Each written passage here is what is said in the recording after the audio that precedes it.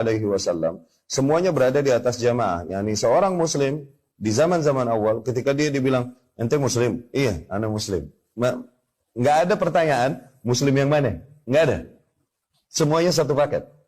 Masih sama dengan apa yang datang dari Rasulullah Sallallahu Alaihi Wasallam dan diajarkan oleh para sahabat yang ada dan tersebar di negeri-negeri kaum muslimin. Semuanya berada di atas jamaah, maknanya itu. Jadi seawam-awamnya manusia dulu akidahnya beres.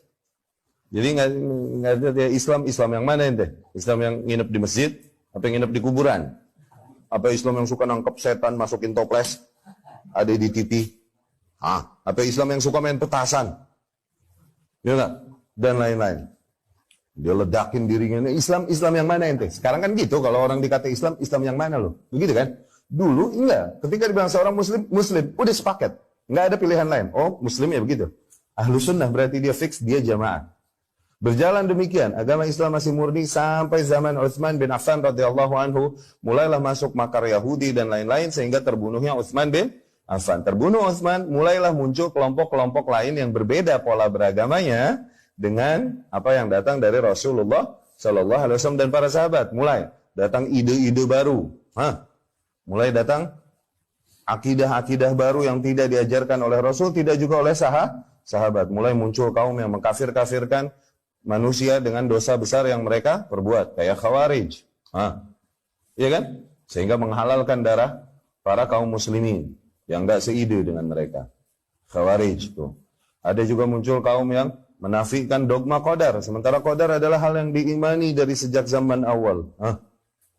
Muncul kaum bikin akidah baru nih, akidah bid'ah, bahwasanya takdir tiada, itu qadariyah.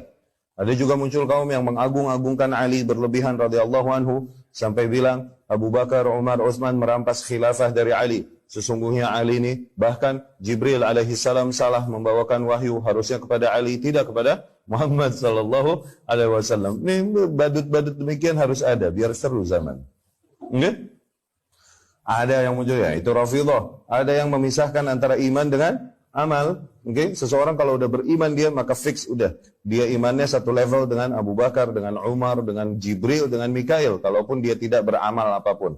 Amalan ini gak ada urusannya dengan iman. Ini dia murjiah. Tuh, mulai muncul kelompok-kelompok baru setelah jauhnya zaman dari masa Rasulullah Sallallahu Alaihi Wasallam. Mulailah manusia terkelompok-kelompokkan sejak masa tersebut. Ya. Itu mulai terjadi sejak apa? Sejak terbunuhnya Umar radhiyallahu anhu di masa Utsman bin Affan radhiyallahu anhu sehingga terbunuhnya Utsman bin Affan.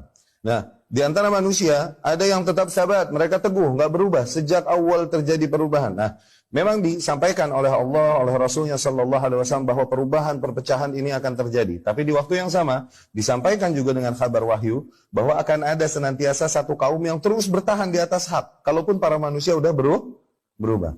Tadi kita gambarkan bahwa manusia semuanya berada di atas satu konsep berislam sejak zaman Rasul Sallallahu Alaihi Wasallam. Namun semakin jauh dari zaman Rasul, mulai muncul kelompok-kelompok lain yang konsep berislamnya, metode berislamnya atau ideas tentang berislamnya berbeda dengan apa yang datang dari Rasul dan para sahabat. Semakin jauh zaman dari zaman Rasul Sallallahu Alaihi Wasallam, yang emang sesuai dengan Rasul dan sahabatnya semakin terasingkan, semakin huroba. Justru yang umum ada pada para manusia adalah sekte-sekte baru itu tadi. Ya. Manusia-manusia dengan konsep berislam yang baru yang berbeda dengan yang murni yang datang dari Rasul dan para sahabat radhiyallahu anhum. Ini yang umum pada manusia, makanya dibilang jadi 73 golongan tuh. Satu yang hak. Nah, 72 di atas kebatilan. Nah, satu ini semakin berarti asing. Tuh.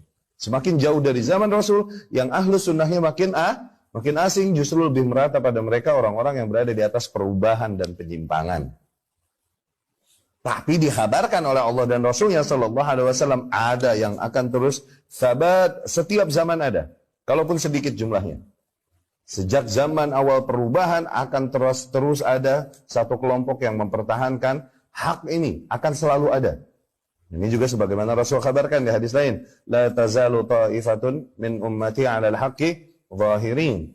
Ya, akan senantiasa ada satu kelompok. Ada satu kelompok selalu di antara umatku yang terus mereka bertahan di atas hak, la yadurruhum man khadhalahum wala man khalafahum. Mereka enggak gentar menghadapi orang-orang yang mengkhianati mereka, yakni dari golongan kaum muslimin sendiri. Wala man khalafahum, tidak gentar menghadapi orang-orang yang mengingkari, menentang mereka, yakni dari golongan kufar. Terus mereka teguh di atas pendirian tersebut hatta ya'tiya amrullah, sehingga datang kepada mereka keputusan Allah Subhanahu wa taala, yakni sehingga ajal menjemput mereka wahum ala dzalik. Mereka tetap bertahan di atas hal tersebut. Akan selalu ada. Allahumma ja'alna minhum. Semoga Allah Subhanahu wa taala jadikan kita termasuk kelompok tersebut. Itulah ahlus sunnah wal jamaah.